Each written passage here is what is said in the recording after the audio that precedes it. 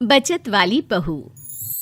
बचत करना और पैसों को बुरे वक्त के लिए जमा रखना बहुत अच्छी बात है, लेकिन इसे किस हद तक करना है, ये सोचने वाली बात है। शिल्पी पड़ोसी शिखा के घर पर है। आय हाय, कितना ठंडा ड्राइंग रूम है तुम लोगों का। मैं तो यहीं दरी बिछाकर लेट रही हूँ। बच्चे स्कूल से आ जाए फिर ही जाऊंगी अपने घर। हाँ हाँ शिल्पी, क्यों नहीं, आराम करो। सब ठीक तो है ना? तुम लोगों के घर का एसी नहीं चल रहा है क्या? अरे नहीं चल रहा है, बस घर में अकेले मन नहीं लगता। बच्चे नहीं है ना, और ये तो गए हैं ऑफिस।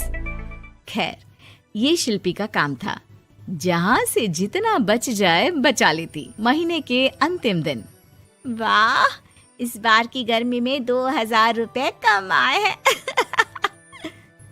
तभी बेटा आता है। माँ मेरे पेट में दर्द हो रहा है। ये पीठ पे देखो ना, छोटे छोटे दाने भी हो गए। अरे, इसे लेकर तुरंत डॉक्टर के पास चलो।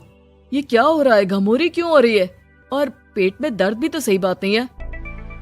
वो लोग डॉक्टर के पास जाते हैं, जहाँ डॉक्टर बच्चे को देखता है और दवा लिख कर देता है। देखिए, इसे गर्मी से बचाइए। आप लोग तो अच्छे पैसे वाले लगते हैं। घर में ऐसी नहीं है क्या?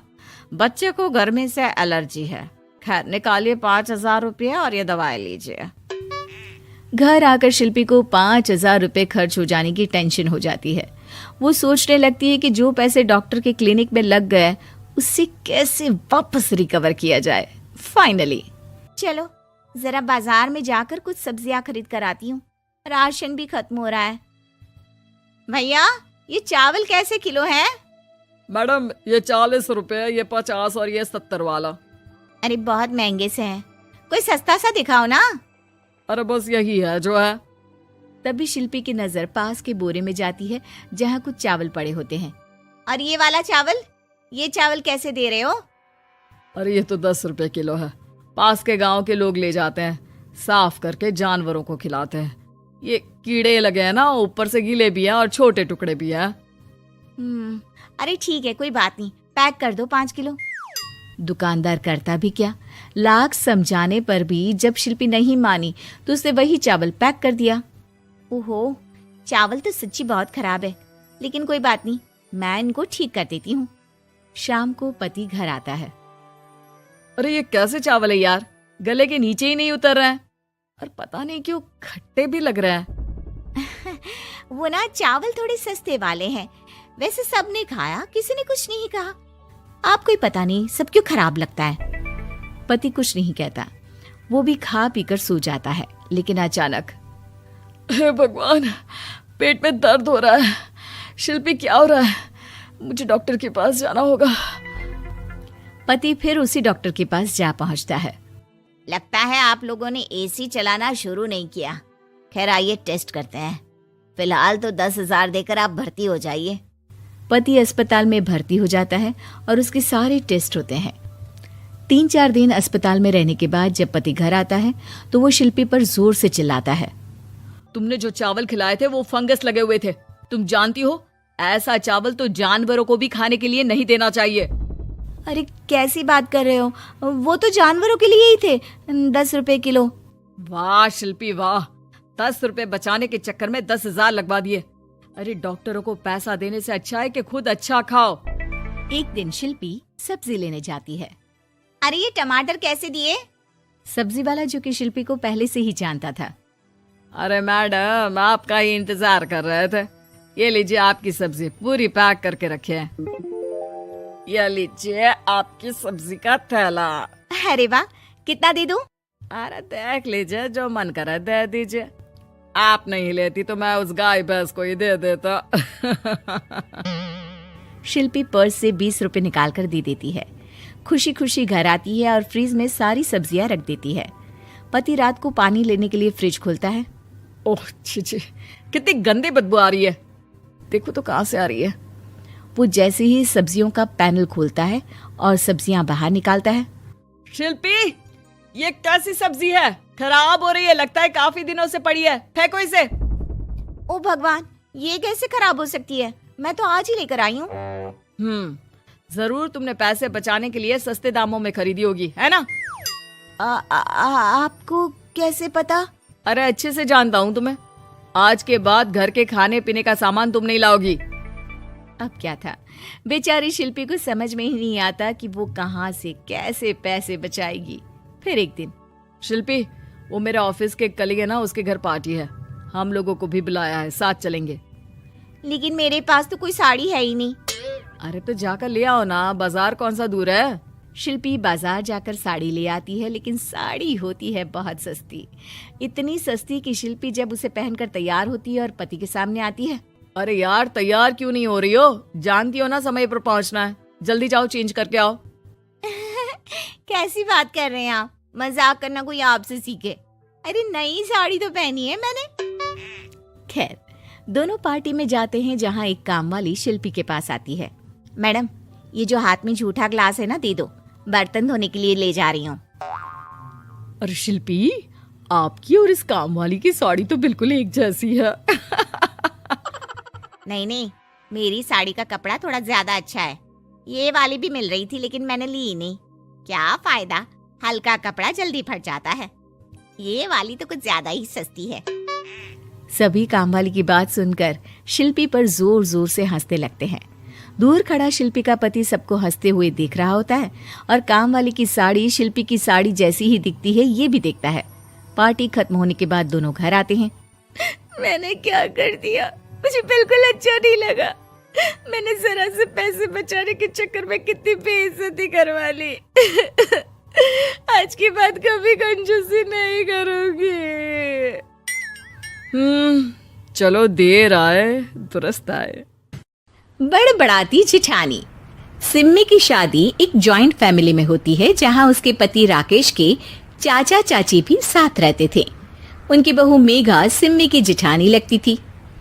अरे मेघा, राकेश आ गया है, उसका खाना लगा दे बेटा। हाँ माँ, बस वो चेंज कर ले, मैं खाना लगा दूंगी। सबके कमरे में जाने के बाद सिम्मी और राकेश साथ खाना खाते हैं, जिसे देखकर मेघा को जलन होने लगती है। अरे सिम्मी, हमारे घर में पति के साथ खाना खाने का रिवाज नहीं है। तुम्हें राकेश ने बताया नहीं क्या? सिम्मी मुस्कुराकर वहां से चली जाती है कि मेघा सिम्मी की सास के पास जाती है। अरे चाची जी, राकेश भैया तो सीधे हैं, कछु नहीं बोलते, कछु नहीं समझते, लेकिन आप तो सयानी है ना। अब देखिए, साथ बैठकर खाती है भैया के। कुछ झूठा मीठा उसका भैया के पेट में चला जाए तो सिम्मी को तो पाप लगेगा ना, पाप। सिम्मी मेघा की बात सुन लेती है, लेकिन कुछ नहीं बोलती। अगले दिन, सिम्मी, मैं मुंबई जा रहा हूँ, तुमको चलना है तो साथ चलो। मेघा राकेश की बात सुनती है और सीधे सिम्मी की सास के पास जाती है। अरे चाची, अरे चाची। अरे मेघा, क्या हो गया? बहुत परेशान लग रही है, सब ठीक तो है ना? अरे नहीं ना चाची, कैसा ठीक है? राकेश भैया मुंबई जा रहे हैं। आप तो जानती हैं कितने सीधे हैं, इतनी दूर जा रहे हैं, कहीं कुछ हो न जाए। अरे नहीं नहीं, मैं नहीं जाने दूंगी उसे। अरे सिम्मी, पता चला है कि राकेश मुंबई जा रहा है। ना बेटा ना, वो नहीं जा सकता। अरे माँ, उन्हें ऑफिस के काम से जाना था, लेकिन आपको तो पता है ना, उन्हीं दिनों मेरे मायके में शादी है, तो वो अपनी जगह किसी और को भेज रहे हैं। अच्छा अच्छा, तो फिर ठीक है। सिम्मी समझ जाती है कि मेघा ने सास के कान भरे हैं। वो सास से कहती है, माँ जी, लेकिन हम दोनों कुछ दिनों के लिए मसूरी जा रहे हैं। आप तो जानती हैं कि शादी के बाद हम कहीं नहीं गए। अच्छा अच्छा, ठीक है, जाओ घुमाओ। सास वहां से चली जाती है। सिम्मी अपने कमरे में कपड़े पैक कर रही होती है कि तभी मेघा आ जाती है। अरे गर्मी में सर्दी के कपड़े काहे पैक कर रही हो? सिम्मी को मेघा पर नाराजगी तो होती है, लेकिन फिर भी वो कुछ नहीं बोलती। दरअसल मैं और राकेश हनीमून के लिए मसूरी जा रहे हैं ना। का हनीमून? हाँ हाँ, हनीमून। क्यों? हनीमून के लिए तो पति पत्नी ही जाते हैं ना, तो मैं और राकेश जा रहे हैं। मेघा भागकर सिम्मी की सास के पास जाती है। अरे चाची, सच में तुम लोगों जितना सीधा परिवार तो मैंने देखा ही नहीं है। अरे अकेले भेजोगे दोनों को? मैं और सुरेश तो कभी अकेले नहीं गए। हाँ भाई, हम तो परिवार में ही अच्छे, बड़ों के बीच, ऊपर से खर्चे है भगवान। अरे चाची, पहाड़ी इलाका है, कुछ हो गया तो। सास सीधे सिम्मी को बुलाती है, लेकिन सिम्मी तो वहीं सास के कमरे के बाहर ही खड़ी थी। बस मेघा दीदी, आपसे यही उम्मीद थी। अरे बड़ी हूँ, घर के कायदे कानून तो मैं ही बताऊंगी ना। अरे तो अपने घर में रखिए ना सारे कायदे कानून। आपकी सास खुद खाना बनाती है क्योंकि आप यहाँ आकर मेरी सास के कान भरती हैं। आपका पति हमेशा खुद खाना लेकर खाते हैं क्योंकि आप मेरे घर में ये देखने के लिए बैठी रहती हैं कि मैंने और राकेश ने साथ खाना खाया तो खाया कैसे। मेघा दीदी, आप अपने घर और घर वालों का ख्याल रखिए। मेरे घर में ज्यादा घुसने की जरूरत नहीं है। और हाँ, मैं अपने सास और पति को संभाल लूंगी। मेघा चिल्लाती हुई वहां से चली जाती है, जिसकी आवाज सुनकर राकेश वहां आ जाता है। सिम्मी, मैंने तो तुम्हें पहले ही अपने घर का माहौल बता दिया था। हाँ राकेश, तुम्हारे घर का माहौल बहुत अच्छा है, लेकिन बाहर से कुछ लोग आकर इसे खराब करना चाहते हैं, जो मैं नहीं होने दूंगी। सास सिम्मी की बात सुनकर कमरे में चली जाती है। सिम्मी और राकेश घूमने जाते हैं और जब वापस आते हैं तो दरवाजे में मेघा और उसके पति खड़े होते हैं, वो भी सामान लेकर। अब छोटे मर्यादा तोड़कर घूम रहे हैं तो हम काहे नहीं। अरे भाभी, तो आपको किसने मना किया है? वैसे भी 4 दिन की जिंदगी है, दूसरों के घर में ताक झाक करके बिताने से अच्छा हो मौज करके ही बिताओ।